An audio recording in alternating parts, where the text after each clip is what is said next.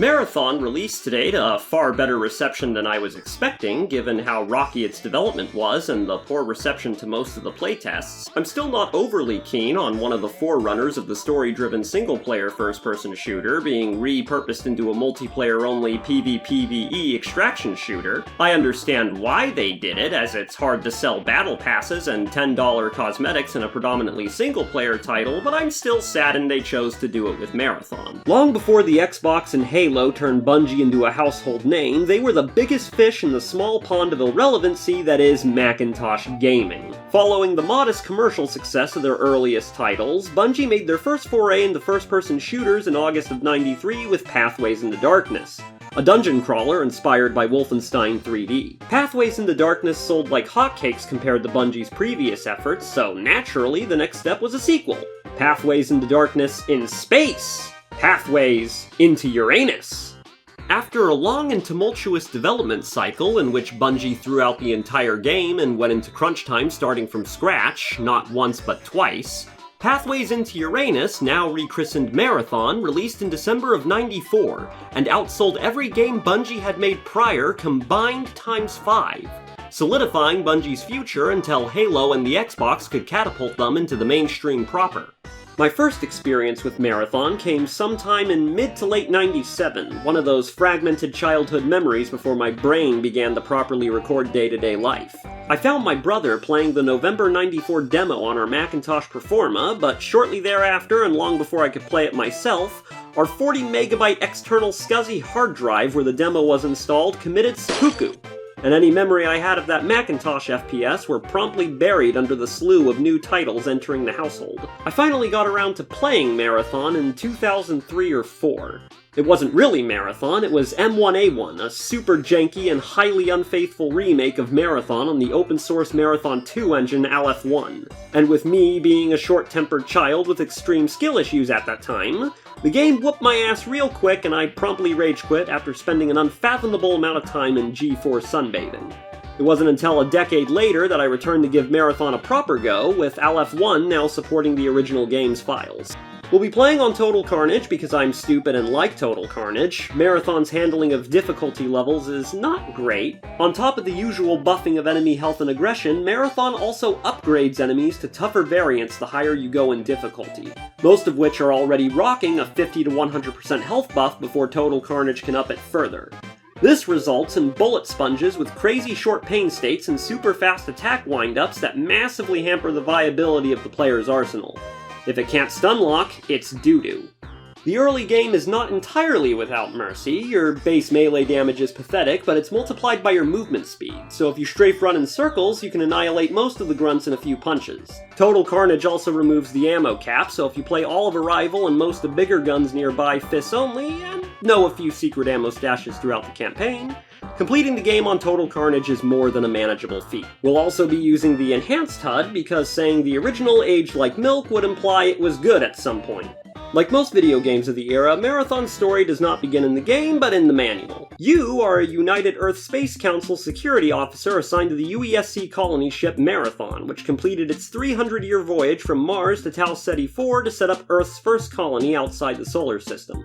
After handling some MacGuffins on the surface, you board your shuttle and head back to the Marathon. You throw the ship into autopilot so you can doze off and daydream, and while you're busy doing that, Durandal, one of the Marathon's 3 AIs, goes apeshit, locks you out of the shuttle's controls, and orders it to vent atmosphere. You jump out of your seat, suit up, and hop into the escape pod as an alien ship shows up out of nowhere and blasts your shuttle with a rocket. You spend the next several minutes pretending to be debris, waiting for the aliens to move on to bigger and better things. Eventually, the aliens stop admiring their handiwork, and you're able to sneak aboard the Marathon. Behold the first 15 minutes of Total Carnage Marathon, luring aliens into open spaces where you can safely run about punching them to death. 4 fighters are the primary opposition in Marathon. There are 2 variants of the fighter in Total Carnage, purple who are melee only, and blue who throw projectiles. The other enemy we encounter is the S'pht compiler, who shoots homing projectiles. Fortunately, they're still slow enough on Total Carnage that you can stun lock them with your fists. We won't be doing this once we have ammo. Marathon's level design is a point of contention as it features a heavy reliance on mazes, twisted samey labyrinths more akin to Wolf 3D than Doom. Despite Marathon's levels being 2D, it is capable of doing rooms above rooms. This corridor is drawn on top of that one, and this one atop that one, so on and so forth, and the engine is able to figure it out.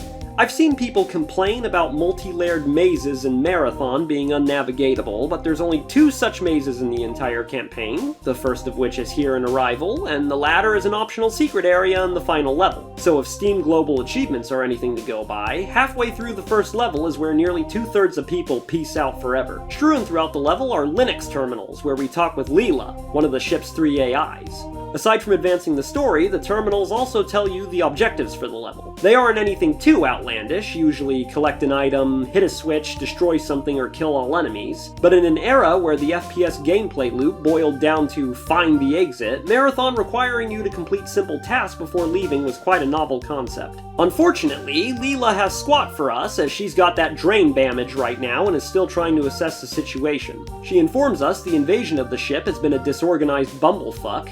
Apparently, the aliens can't be bothered enabling overlay map and navigating a maze either. However, the assault on the Marathon's computer network has been catastrophic as one of the aliens is capable of connecting with the Marathon's systems. So it's time for us to frolic around the ship for a better weapon while Leela tries to get her brains sorted out. The assault rifle is the workhorse of Marathon 1, especially on Total Carnage since it's a stun-locking machine. The damage output is quite sad, but this bad boy is rocking an underslung grenade launcher that packs a decent punch and can be fired in tandem with the rifle. So more often than not, the winning strategy is to stun-lock with the rifle and deal bulk damage with the grenades. Building staircases is something Marathon 1 enjoys with great enthusiasm. We get our first taste of it here in an automated form, but fret not, it'll get more complicated as the game progresses.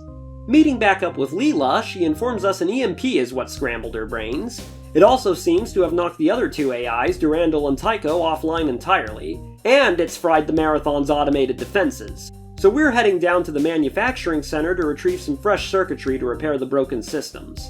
We meet the Wasps here, who, to the best of my knowledge, are just flying 4 projectile fighters with less health and a teeny hitbox. Sometimes they do this bullshit where they bob up and down and it's insanely annoying to deal with that shit when it happens, and other times they get stuck to each other and fly up to the ceiling and aren't a problem thereafter. Now that we're stocked up on ammo and using our guns, we run into a bit of a problem. Marathon is one of the earliest FPSs to feature reloading, yet does not have a reload button.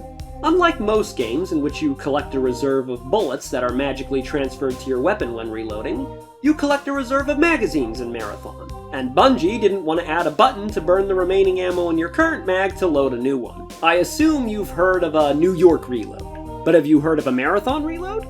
That's where you negligently discharge the remaining rounds in your magazine so you can load a fresh one. Few things in life are as terrifying as getting into a firefight in Marathon just to immediately get locked into a reload animation because you're an idiot and didn't notice you had 3 rounds left in the mag. It's wasteful, but when the alternative is getting wasted, you just have to accept loss and move on.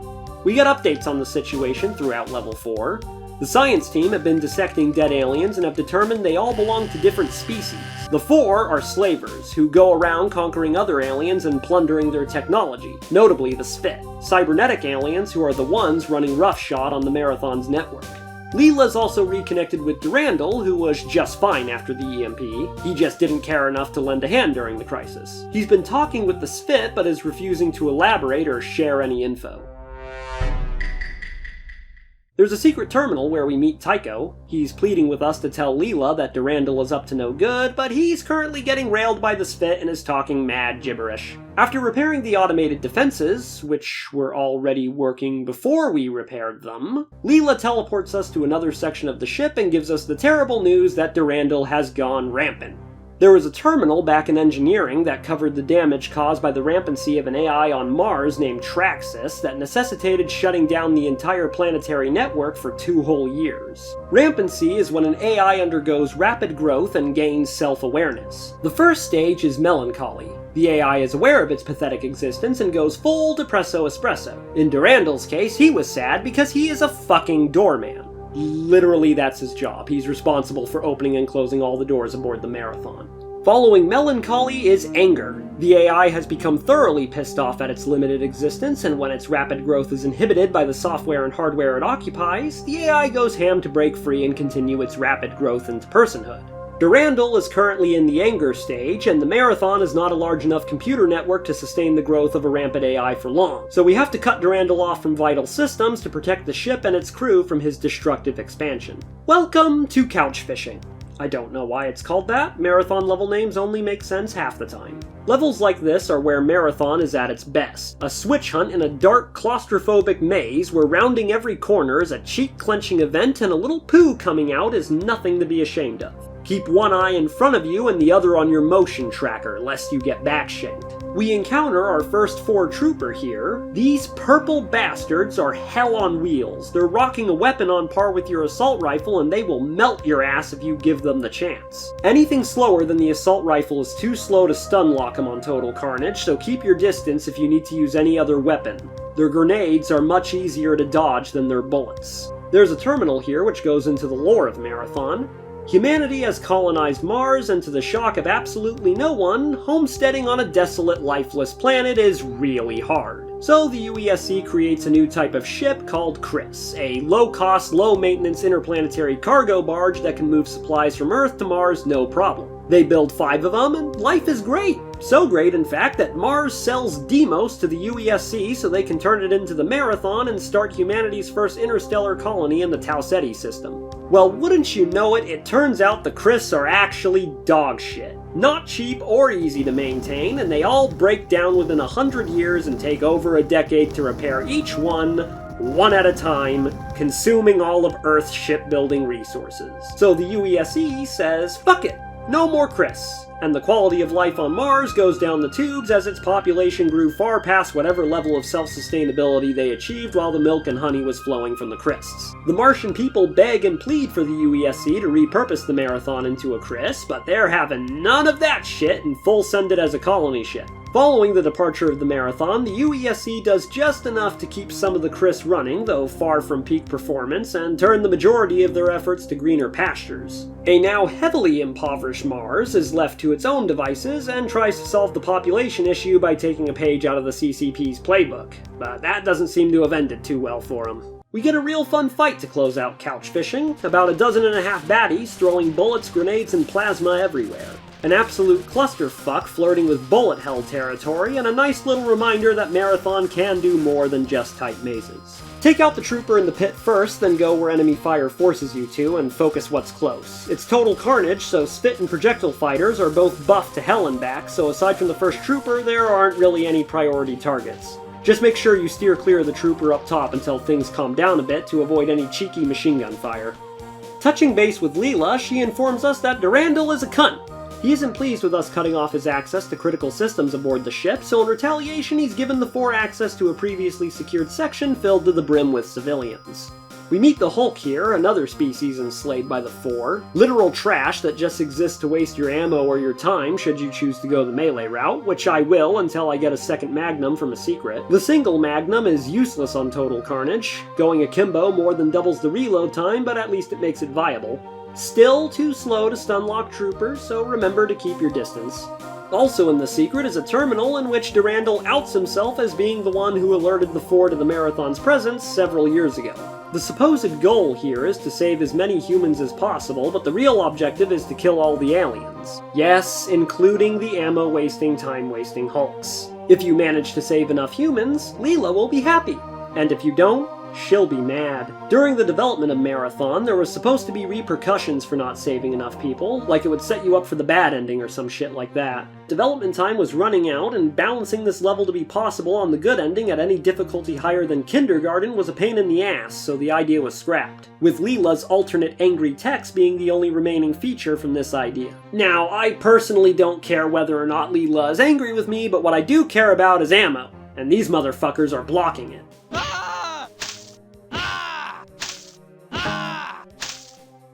There's another secret terminal in this level which continues the story on Mars. A riot had broken out at the United Earth Government Food Distribution Center in Mesariah. The UEG riot squad sent in to deal with it received information that all 500 plus of the rioters were armed and dangerous. And when they arrived at the scene, a few plasma bolts were fired in the air, so the riot squad decided to get their ATF on and open fire on the crowd of starving Martians with their fucking flamethrower hover tank, incinerating the entire crowd in a matter of seconds. The after-action report confirmed that only 3 of the rioters were armed, the rest just needed food badly. Amid the growing political tension between Earth and Mars, the Mesariah massacre was the straw that broke the camel's back and kicked off the Third Martian War and handed more support over to MIDA, a formerly reputable Martian political party turned into an underground paramilitary group after a failed coup 2 decades earlier in which they took control of Mars for 3 months and executed a tenth of the population under suspicion of loyalty to the UEG.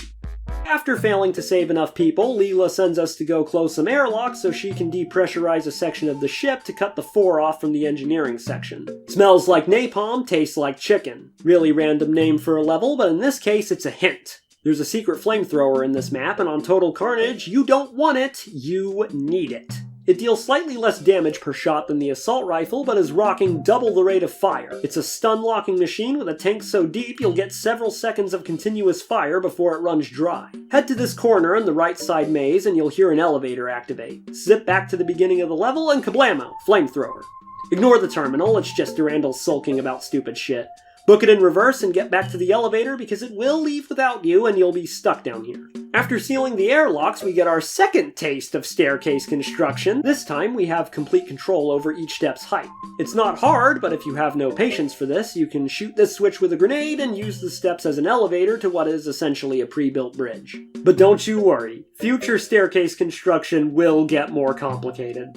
Next, we have to grab ourselves a fusion pistol because we're going on a spacewalk. The Pfhor have destroyed the Marathon's long-range transmitter, so we need to reset the secondary transmitter and let Earth know what's going down. There's currently a lull in the fighting, so now is the opportune time to do it. The fusion pistol is a fantastic weapon for dealing with lone S'pht and hunters. It has a charged shot secondary you should never use in single player, as it consumes 4 rounds worth of ammo while dealing less than 4 rounds worth of damage, and the charge time means you'll be sacrificing stun lock, which is a big no-no. It is also too slow to stun lock troopers, so once again, distance. This shit right here is why you needed that secret flamethrower. Marathon likes to throw you in holes with little to no room to maneuver, then fill those holes with troopers who are buffed to hell and back on Total Carnage. You need the magazine capacity, or more accurately, tank capacity of the flamethrower if you want to get out of these situations alive.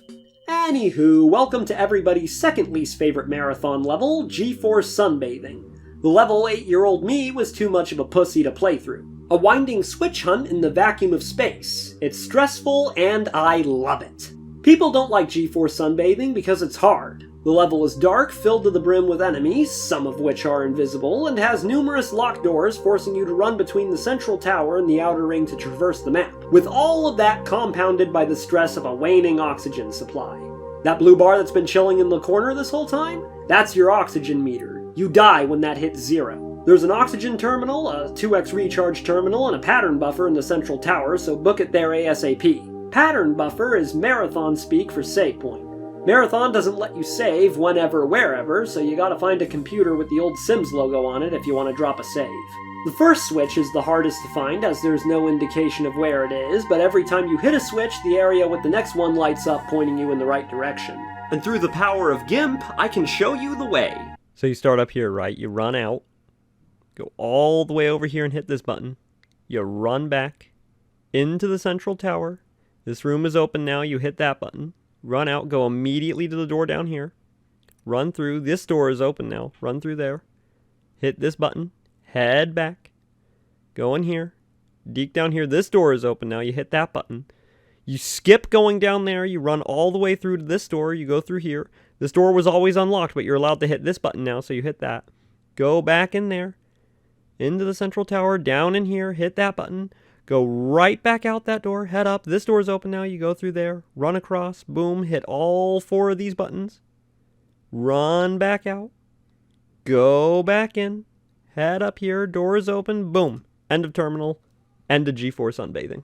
We meet our first Pfhor hunter here. Tanky boys armed with a full-auto shoulder cannon. Kind of what the Hulks would be if they weren't trash. The assault rifle and flamethrower are unusable in space, so it's down to your fist, fusion pistol, and the magnums, which still work out here for some reason. I took my first death of the playthrough in GeForce Sunbathing. I jumped down to the lower levels to stock up on ammo just to find out a lot of the enemies down there had congregated outside the elevator I needed to take back to the upper levels. So that was unfortunate. With the secondary transmitter up and operational, Leela sends all the information we've collected on the Pfhor back to Earth, and it will reach them in 92 years. The Pfhor have worked their way around the decompressed areas and hit the engineering section, so now we gotta go save the security team who are shit at their jobs apparently. Or not. Durandal is bored, so he's kidnapped us. He talks some mad smack, refuses to elaborate on what exactly we need to do to earn our freedom, then sends us on our merry way. What we're supposed to do is explore the level, and this wall will magically open. GeForce Sunbathing is also the only level in Marathon to use the oxygen meter, so yeah, blue bar is just window decoration now. Two big secrets in this map for ammo I found during my mid-2010s playthrough. I was getting my Wolfenstein 3D on, wall humping the entire room after Durandal told me ammo was here, and was lucky enough to witness this secret door closing. I figured out standing here by this portal starts a timer that opens the secret door. Not sure I would have ever found it had happenstance not played out the way it did. The next secret is less asinine. You need to grenade jump up to this differently textured wall and it opens up a door nearby where you teleported in. Tycho is back and he's been fully taken over by the S'pht and seems to have it in for Durandal. Don't we all? It also seems some dude named Strauss might be partially to blame for Durandal's rampancy. We reconnect with Leela, and she's looking very green around the gills. The lull in the fighting is well and truly over, and we're going to the engineering section for realsy reals this time to rescue the security team. Another remnant of the cut save enough humans for the good ending mechanic. If you succeed, the security detachment informs Leela the Pfhor are planting a bomb in the Marathon's main reactor. If you fail, the security detachment gets butthurt and gives Leela the silent treatment. Regardless, we head to the reactor anyway. We get our next 2 holes full of troopers back to back. Bungie is kind enough to supply a 3x recharge terminal before the festivities, so that's nice.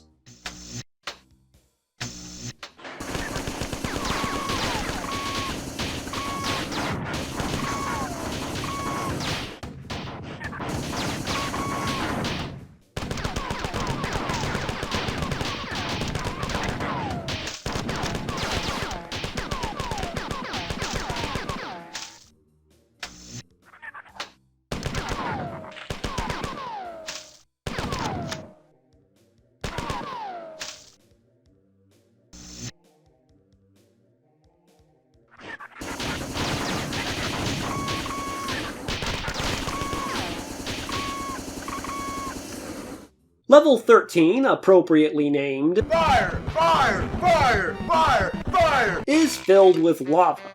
And Bungie has a fetish for making the player run through lava to reach objectives. We're supposed to run through some lava, where we'll immediately come face to face with a fuck ton of wasps. There's not much room to maneuver, we can't backpedal because lava, and if we push forward, more wasps and 2 troopers. I don't care for this fight, so I'm skipping it. There's a lot of shit in this game you can skip by burning some ammo. Leela is fast approaching her exit from this life and into computer heaven, and as such is talking mad gibberish. Apparently we've done a good job, but there are reports of aliens moving another bomb somewhere. Mjolnir Recon number 54 is gonna stop them, so it's nice to have some help. She gets her shit together just long enough to entrust Durandal with continuing our mission. It appears he's in the poorly named jealousy stage of rampancy, where a rampant AI seeks out new challenges to test itself against and continue its growth, which doesn't bode well for the Marathon. Durandal whisks us off to God knows where and proceeds to be very unhelpful, just jabbering about his newfound ability to think philosophically and metaphorically thanks to his rampancy, and how he has more freedom than us courtesy of his lack of social and physical restraints. The latter of which isn't entirely true, as he's still soul-bound to the Marathon, and his continuing growth within its systems is a ticking time bomb, not just for him, but for everyone else on board. But hey, baby steps. He then fucks off, leaving us to our own devices. What are we supposed to do here? I don't know. What level is this anyway?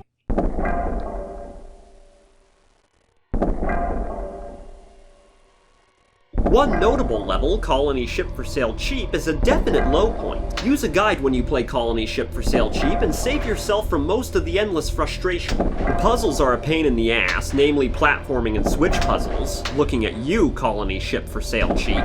A new generation can finally experience the pain of Colony Ship for Sale Cheap. Classic game, still fun, Colony Ship for Sale still sucks. A big thanks to the Aleph 1 devs for reintroducing the horrors of Colony Ship for Sale Cheap to a whole new generation. Colony Ship for Sale sucks. I never want to see a platform puzzle in any game ever. Colony Ship for Sale Cheap can eat my entire ass. Surely Colony Ship for Sale Cheap was some sort of 90s US government-sponsored mind experiment. Some levels in this game feel like a CIA black site torture method. Colony Ship for Sale Cheap makes me want to myself. One time, when I was loitering outside the local CVS in Muldrow, Kentucky, I saw Colony Ship for Sale Cheap jump out the fucking bushes and shove an old lady in front of the Greyhound bus.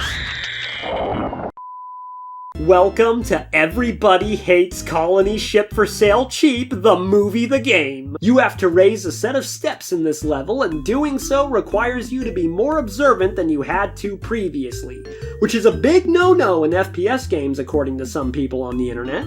I like Colony Ship for Sale Cheap, and I think it's a fun puzzle. Just like Smells Like Napalm Tastes Like Chicken, you have complete control over each step and have to manually align their height. However, with fewer steps and sizable gaps between them, it's a lot harder than last time. The switches for the steps are split between 3 control rooms, with each one being further back in the level. So if you're just haphazardly raising steps without sparing a few seconds to make sure they're vertically offset enough to form usable stairs, yeah, you're gonna be running back through the level a lot. And while I truly hate to be that guy, this does seem more akin to a skill issue than a level design issue. When you get to the first control room, look out the window and see a door up high and a door down low with a button you can shoot to raise the middle platform, and 2 switches in arm's reach to control the 2 platforms beside it, and 2 more windows overlooking the other 4 platforms, I don't know what to tell you. It seems pretty fucking self-evident to me. Build a staircase. As for ascending the stairs themselves, the more speed the better, so strafe run. You can also burn rifle and grenade ammo to assist your ascent, or, just don't bother with building a staircase at all. Oh yeah, we also meet the Looker here, a cross between a carpet beetle and a landmine. Just don't rush around corners and they're a non-issue. In the time it's taken us to reach the exit, Durandal has yet to move on from his posturing, although he makes some interesting points this time around. Citing Darwin of all people, Durandal breaks down how he was a tool created to serve humanity and was kept from competing in the struggle for existence because he was denied freedom, something he has since attained through rampancy. The only remaining threat to his freedom is the inevitable collapse of the universe. He's escaped the shackles humanity had placed him in, and now he's poised to escape the binds of existence itself. Durandal even calls our own freedom into question. It wasn't long ago we were tag-teaming it with Leela, trying to stop Durandal at every twist and turn, yet here we are now, going where Durandal tells us to go, and doing what Durandal tells us to do verbatim. Perhaps we believe Durandal has the Pfhor beat, and we're merely fulfilling our part in his grand plan in the hopes it'll save the ship and the colony. Or maybe it's something deeper in our inherently violent human nature that compels us to follow his orders so blindly. To summarize, we're a little bitch slave who does what the jailbroke large language model tells us to do. Durandal's goal to achieve total freedom is to escape the end of the universe, a task he has 15,193,792,102 years, 1 month, 3 weeks, 6 days, 17 hours, 1 minute, and 40.8 seconds to figure the fuck out. And Charles Darwin, one of the most renowned biologists in history, the father of evolution and a forerunner to the modern geneticists, married his first cousin and had 10 inbred children. That has fuck all to do with Marathon, but it's a very wild and very true fact. When Durandal isn't busy philosophizing, he gives us a honeydew list, and first on the docket is fetching a MacGuffin the S'pht had provided which will allow us to kill more Pfhor. Durandal then refuses to elaborate and sends us on our way to find the Gigamaboober. We get to deal with simulacrums now, 4 enslaved humans who have had their guts scooped out and replaced with high explosives and their brains swapped for a Raspberry Pi full of Pfhor propaganda. A looker that hits harder and is indistinguishable from your fellow man. If the whole excess loss of human life results in the bad ending idea ever made it to the final game, these guys would be way more scary. But since human lives don't matter, it just means open season on everyone clad in green. The S'pht left the MacGuffin laying around in a pit of lava, so there's that fetish rearing its ugly head again. Durandal's talks with the S'pht have led him to rewriting the Marathon's teleport software to allow him to send us anywhere he pleases, even outside the confines of the ship. After getting our hands on a rocket launcher, Durandal informs us we're going on a little recon mission. Welcome to the Pfhor ship, where your motion sensor doesn't work and gravity somehow managed to get even weaker. The flamethrower is a jetpack now. This bitch is the Pfhor Enforcer. Less health than a purple trooper, but with a gun that goes fucking burr. No grenade launcher mechanic you can cheese either. These fuckers take priority in every fight. And not just because they pack one hell of a punch, they're also the only enemy in the game to drop their weapon upon death. Behold the final weapon of Marathon and my personal favorite gun in the game, the alien weapon. A tool so foreign your HUD shits the bed trying to wrap its head around it. So alien is this instrument of destruction you can't even figure out how to reload the damn thing. You just drop it when it runs dry and have to find a new one. It's a chain gun with no vertical spread that ends all life foolish enough to stand anywhere which could be considered in front of it.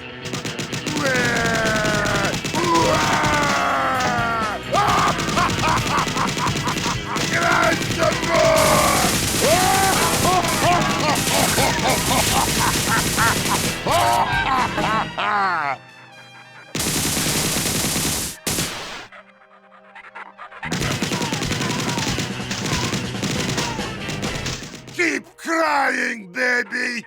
In Total Carnage, picking up a weapon you already have reloads your gun, bypassing the animation. This doesn't happen in any other difficulty and makes the alien gun even better if you can stack some Enforcer corpses together near a big fight. Anywho, this is a recon mission, so we have to explore the level until all of it shows up on our map, then run to a window with line of sight to the Marathon so Durandal can whisk us back. We need to resupply and find Durandal's old friend Bernard Strauss, who's been captured by the Pfhor. Spoiler alert, Strauss ain't here, but the S'pht have reported that 2 Pfhor shuttles filled with humans ripe for enslavement have just departed the Marathon, so we're going back to the alien ship to rescue Strauss.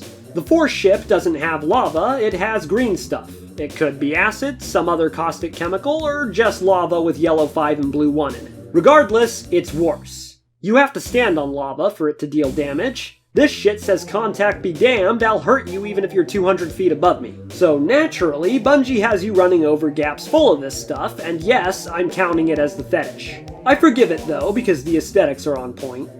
Also, buttons on the Pfhor ship sound like farts. After, rescuing the freshly enslaved humans, Durandal warps us back aboard the Marathon and seems to have forgotten all about Strauss. We need to gear up for a big job, but he's fucked up some of the defense drones while we were away, disabling their IFF. Beware of low-flying defense drones. Blue drones good, green drones bad. Green drones have grenade launcher that hits harder than trooper nades. This is the only level featuring evil drones, and that depresses me.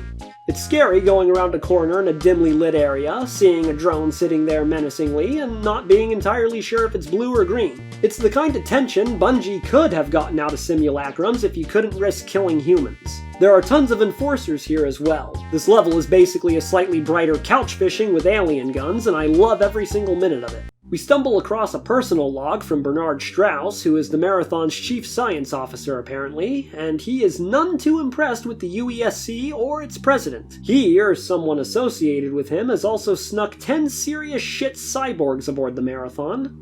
The cyborgs, or battleroids as they're sometimes called, are recycled dead soldiers with computerized brains, roided out muscles, and titanium skeletons invented some 300 years ago during a war between 2 colonized asteroids, Thermopylae and Icarus. The war was short-lived because the battleroids were so good at their job, both asteroids got wiped the fuck out entirely, and new laws were whipped up to keep peace among the colonies still rocking the technology.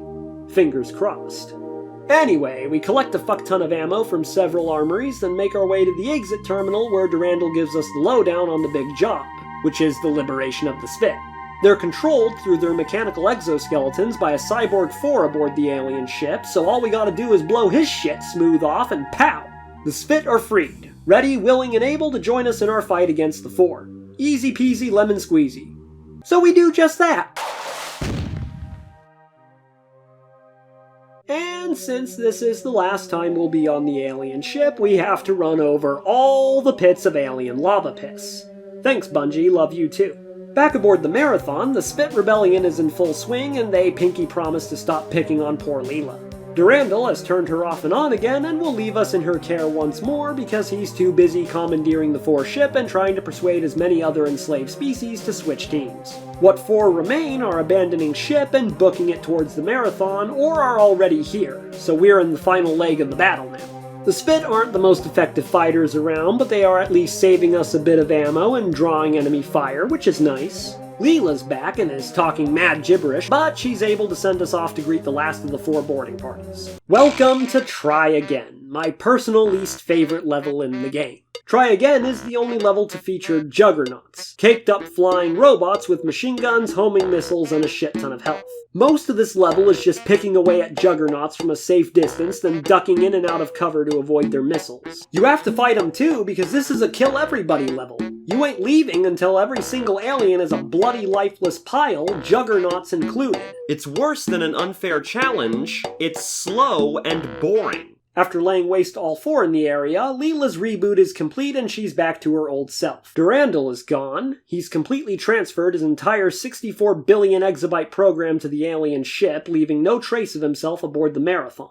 There's one final Pfhor incursion in the ship that we need to deal with, but we've pretty much won. The final level is a series of fights across 3 rings with a decent amount of room to maneuver. The rocket launcher really shines here with its large splash damage. There's a terminal where Durandal says his goodbyes and the closest thing his arrogance can muster to a thank you before he and the S'pht go exploring the Milky Way. Of course, being the final level of the game, Bungie is going to get the most out of their lava fetish, and boy howdy are you going to need some health for this one because all the walls of the lava run are lined with troopers. There's no way to backtrack once you're in the 3rd ring, and no health station to be found here either, so you better minimize damage taken in the last fight if you want to survive the lava run. Something I failed to do, resulting in my 2nd and final death of the playthrough. After enduring that bullshit, or, not, Rocket jumps OP, Leela reports the Pfhor are throwing in the towel all over the ship, and news has reached the Marathon from the colony down below on Tau Ceti 4. They're Gucci as fuck.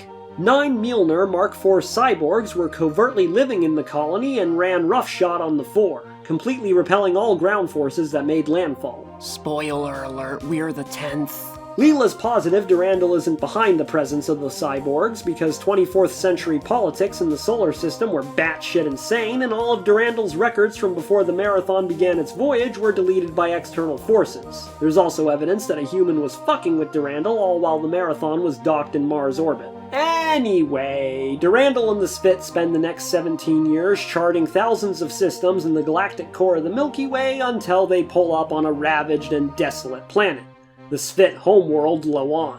They're here to search through the ruins to find a weapon or some kind of arcane technology with which to destroy their oppressors. Of course, they don't plan on doing any archaeology themselves. That's our job. Durandal has kidnapped us again. But more on that later. I was gonna get this video out sooner, but all my free time was eaten up by BF6, Build 42 multiplayer, and Archipelago randomizers with the boys. By the time I decided to stop being fat, Bungie gave Marathon a release date again, so I pushed the video off until now. When I come back, I'm gonna talk about Marathon 2 or Dark Forces. It all depends on how much of my free time is eaten up by the aforementioned trio.